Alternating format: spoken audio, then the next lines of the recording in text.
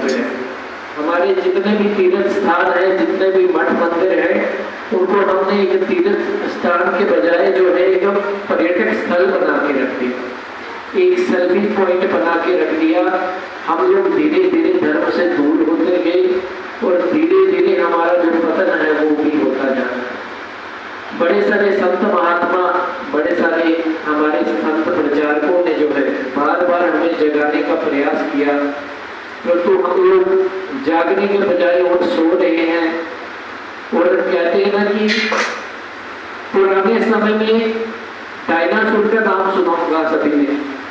एक डायनासोर एक विशालकाय जानवर होता था और वो इतना बड़ा जानवर होता था, उसकी अगर पूंछ भी कोई 1-2 मीटर कट जाए तो उसको कई महीनों के बाद पता चलता था हमारी कोई पूंछ काट के। वही हिसाब हमारे हिंदू समाज का भी है।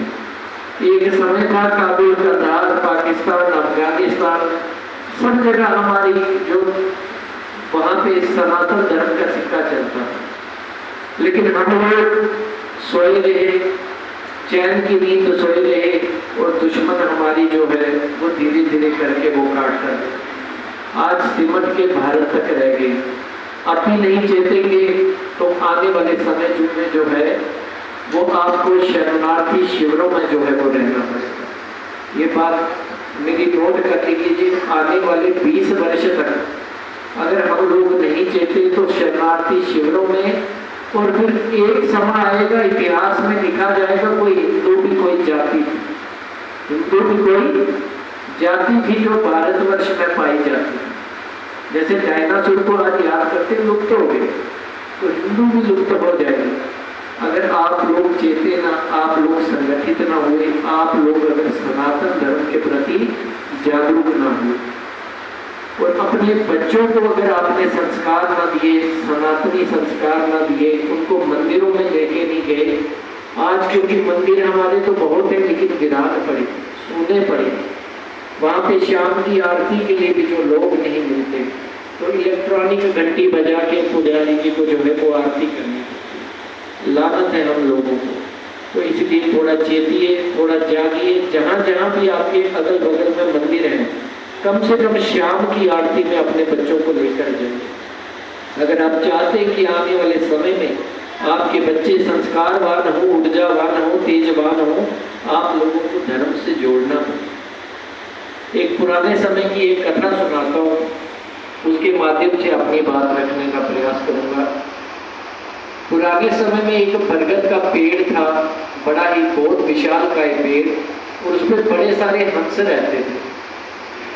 तो बड़े खुशहाली से, बड़े अच्छे से रह रहे थे। उनमें एक बूढ़ा हंस भी था जिसको सभी ताऊ कहकर बुलाते थे। क्या बुलाते थे? ताऊ। अब एक बार क्या हुआ, उस ताऊ ने देखा कि बरगद के पेड़ के नीचे के तने से जो है एक बेल लिपटना शुरू हो गई। बेल होती ना, समझ रहे? किसी भी तरह की, किसी भी जड़ी बूटी की बेल जो होती है, उन्होंने देखा कि तने से लिपटना शुरू हो गई। तो ताऊ ने बोला सभी हंसों को बुला के, भाई ये अब खतरे की घंटी जो है वो बजना शुरू हो गई है, आप एक काम करो कि इस बेल को जो है वो काट डालो, नहीं तो आने वाले समय में हम सबकी जो है जान खतरे में पड़ जाए। अभी सभी हंस जो है उनका मजाक उड़ाने लगे, अरे ताऊ आपको तो सब जगह खतरा है, ये छोटी सी बेल क्या बिगाड़ देगी हमारा। अब क्या हुआ, बड़ा सारा उन्होंने समझाने का प्रयास किया, कोई कुछ बोले ताऊ सठिया गया, बूढ़ा हो गया, इसको छोटी छोटी बात पे खतरा नजर। अब उन्होंने तो अपनी तरफ से बहुत समझाया, लेकिन सभी ने मजाक उड़ाया। और एक समय ऐसा आया कि उस बेल ने विशालकाय रूप लेकर उस पूरे पेड़ को जो है जकड़ लिया। अब जब पेड़ को जकड़ लिया तो धीरे धीरे क्या था, वो एक सीढ़ी का रूप आकार ले लिया उसने, कि कोई भी उस बेल के ऊपर पकड़ पकड़ के वो उस बरगद के पेड़ पे चढ़ सकता था। अब जब बाकी के हंसों ने देखा कि नहीं, ताऊ ने कुछ साल पहले जो बोला था वो सही था, आज तो हम सबके लिए खतरा होगा, लेकिन फिर भी नहीं चेते, हो सकता है कुछ नहीं होगा, रहो आराम से। तो एक बार ये हंस लोग जो है उड़ के कहीं गए हुए थे, तो पीछे से एक बहेलिया आ गया। बहेलिया समझते, शिकारी। शिकारी ने पेड़ देखा, उस पर बेल को लिपटे हुए देखा, सीढ़ी नुमा वो पूरी बेल लिपटी हुई थी। वो सीढ़ी से ऊपर चढ़ के गया और उसने क्या किया, वहां पे जाल बिछा दिया। अब जाल बिछाया तो जब हंस शाम को आए अपना घूम फिर के दाना चुग के, जब वो पेड़ पे जैसे ही बैठे तो जाल में फंस गए। अब जो बूढ़ा वो हंस था वो देख रहा था सब नजारा। अब उनको बूढ़े हंस की बातें याद आने लगी कि हमने इसकी बात ना मान के अपने लिए जान को संकट में डाल दी। अब उससे बात तो करें, पर बात कैसे करें। फिर एक ने कहा चलो कुछ ना कुछ युक्ति लेते हैं, जान तो बचानी है। तो फिर पूछा, ताऊ जी हमसे बड़ी गलती हो गई, हमने आपकी बात नहीं मानी, आज हमारी जान पर बनी, आज हमारी जान पे संकट है, तो बताओ हम क्या करें। तब ताऊ ने कहा कि आप एक काम करना, जब शिकारी आएगा आप मरणावस्था में आ जाना, ऐसे शो करना जैसे आप सब मर गए। वो आपको धीरे धीरे जाल से निकाल के नीचे फेंकता जाए, और जिस समय वो लास्ट वाले हंस को नीचे फेंकेगा मैं सीटी मारूंगा, आपको उड़ जाऊंगा। यही बात हुई। उसके बाद जैसे ही वो शिकारी आया सभी लोग मरणावस्था में आ गए, जैसे सारे हंस मर गए। उसने एक एक हंस को जाल से हटा के नीचे गिराना शुरू कर दिया। अब जैसे ही आखिरी वाला हंस भी छूटा, उसके बाद सभी लोग सीटी की आवाज से उड़ गए।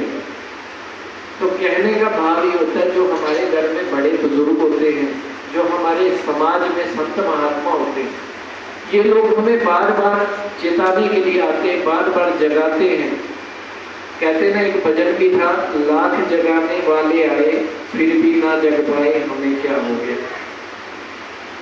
तो कहने का भाव ये कि बार बार संतों ने, महात्माओं ने हम लोगों को जगाने का प्रयास किया। बड़े सारे संत लोग आए, बड़े सारे ज्ञानी लोग आए, लेकिन हम फिर भी चैन की नींद सोते रहे, और उससे धीरे धीरे करके हिंदू समाज भी जो है वो समाप्त होता रहा। हमारे समाज के अंदर गिरावटें आने लगी, हमारी बच्चियों के अंदर जो है अश्लीलता का भाव आने लगा। ये जो वेस्टर्न कल्चर की मूवियाँ देख के हमारे इस समाज को खत्म करने के लिए इतनी शक्ति हो गई असुरों की कि हमारे देश में पीके जैसी मूवियाँ बनने लगी। हमारे देश में सनातन धर्म के विरोधी मूवियाँ बनने लगी। हमारे बच्चों को जो है वो संस्कारों से हटाकर उनको गलत मार्ग में लगाने के लिए, मुझे पीने का शौक नहीं, पीता हूँ दर्द दिलाने को। तो ऐसे ऐसे गाने जो हमारे दिमागों में डालेंगे, जिससे हमारे बच्चे शराबें पिए, नशे करें, सिगरेट पिए। मूवी के अंदर जो चीजें दिखाई जाती है वो हमारे सनातनी संस्कारों से दूर करने की, और इसको असक्ट कौन कर रहे हैं? सबसे ज्यादा हिंदू समाज। मूवी देखने कौन जाता है? हिंदू समाज। पैसे खर्च के अपने सनातन धर्म को उजाड़ने का कार्य कौन करता है? हिंदू समाज। और अपने ही देश में, जिस देश की जनसंख्या जो है 70% हिंदू हो, वहां पे हिंदू धर्म का मजाक उड़ाया जाता है। ये हालत हो गई। और आज हम भी उनके साथ साथ में हंस लेते हैं। पिक्चर देखने जाएंगे, मूवी देखने जाएंगे, सोचेंगे नहीं सारे संत ऐसे ही, लेकिन संतों ने इतना कुठाराघात इस देश पे आघात नहीं किया जितना इन मूवियों ने किया, जितना देश विरोधी ताकतों ने किया। इसलिए प्रयास करिए कि हम लोग संतों से जुड़े, हम लोग मठ मंदिरों से जुड़े, हम अपनी सनातन धर्म संस्कृति से जुड़े। अगर सनातन धर्म संस्कृति से जुड़े हैं तो आपका अस्तित्व है, नहीं तो आपका अस्तित्व खत्म हो जाए। आज आप देखते हैं पारसी, किसी जमाने में पारसियों का एक पूरा देश होता था, आज वो खत्म हो गया। गिने चुने पारसी वो जो शरण लिए भारत में बैठे वही नजर आते हैं। तो कल हमारी अवस्था भी पारसियों वाली ना हो, हमारी अवस्था जो है वो शरणार्थी बन के शिविरों में रहने वाली ना हो, इसलिए हम सबको जागना पड़ेगा। तो इसलिए आज के इस सत्संग में इतना ही। हम ये प्रयास करेंगे और यहाँ से चंडी माँ के इस भवन से, इस सत्संग हाल से ये प्रण लेके जाएंगे कि हमारे घर में अगर बच्चे हैं, हमारी सुबह की दिनचर्या कैसी होनी चाहिए? सूर्योदय से पहले उठना है, नहा धो के पूजा पाठ करना है, सूर्य देवता को जल देना है, ताकि हमारा जो शरीर है वो सूर्य के भांति चमकमान ऊर्जावान बने। उसके बाद पूजा पाठ करके ही कोई जलपान ग्रहण करना है, नाश्ता करना है। ये नहीं उठते ही साथ में बैटरी ले लेनी है। अंग्रेजों वाले जो कल्चर है को त्यागें, इससे हमारा शरीर भी नष्ट हो रहा है, इससे हमारे संस्कार भी नष्ट हो रहे हैं। और ये हम प्रयास करें कि हमारे अगल बगल में जहाँ भी कहीं पे भी मंदिर है, शाम की आरती के समय हम लोगों को खुद भी जाना है और बच्चों को भी लेके जाना है, ताकि उनके अंदर धार्मिक संस्कार आए। चंडी माँ के इस प्रांगण से आज के इस सत्संग को विराम देंगे। अभी आरती होगी, आरती के पश्चात प्रसाद मिलेगा और प्रसाद लिए बिना कोई नहीं जाएगा। आप सभी से निवेदन है